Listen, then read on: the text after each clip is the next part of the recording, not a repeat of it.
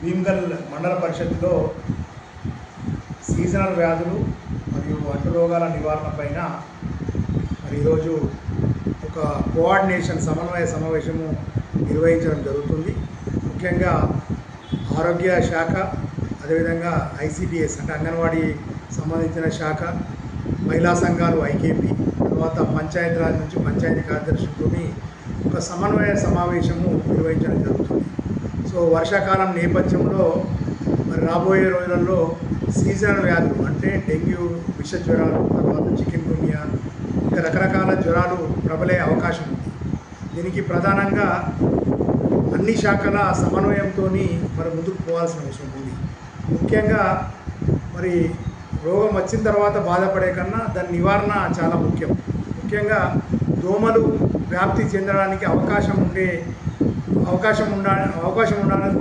అంటే దానికి కారణము గ్రామంలో పారిశుభ్రత, అదేవిధంగా ఇంట్లో కూడా పారిశుభ్రంగా ఉంచుకోవడం. ముఖ్యంగా మరి వర్షాకాలంలో కాచి చల్లార్చిన నీరు తాగడం, మన ఇళ్లలో మనకు తెలియకుండానే నీరు నిల్వ పెడతాం. అంటే మనకు పాడైపోయిన టైర్లు, కొబ్బరి చిప్పలు కానీ, తర్వాత మొన్నటి వరకు యూజ్ చేసిన కూలర్లో కానీ, తర్వాత ఆరు బయట కుండలలో డ్రమ్ములలో నీళ్ళు నింపుకొని పెట్టుకుంటాం. దాన్ని చూడం, నీళ్లు తక్కువైతే ఎండాకాలంలో మనం పెట్టుకుంటే చూడం.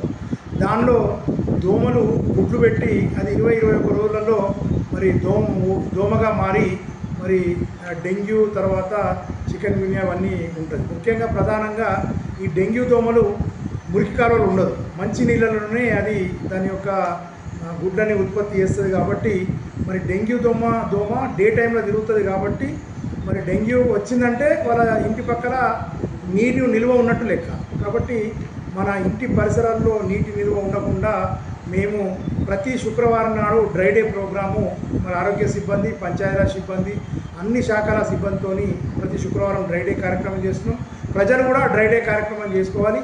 తర్వాత గ్రామంలో ఎలాంటి పైప్ లైన్ లీకేజ్ లేకుండా, రోడ్లు పరిశుభ్రంగా ఉండే విధంగా, గ్రామం పరిశుభ్రంగా ఉండే విధంగా కూడా మేము పంచాయతీ సెక్రటరీలకు తగు ఆదేశాలు జారీ చేయడం జరిగింది. ఈ యొక్క 2 నెలలు 3 నెలలు మనము కాపాడుకుంటే తప్పకుండా ఈ అంటు రోగాలు, తర్వాత సీజనల్ వ్యాధుల నుంచి మనం బయటపడే అవకాశం ఉంది. కాబట్టి దీని మీద మహిళా సంఘాలతో కూడా విస్తృత ప్రచారం చేస్తూ మరి అందరూ ఆరోగ్యంగా ఉండే విధంగా చర్యలు తీసుకోవాలని చెప్పి విజ్ఞప్తి చేస్తున్నాం.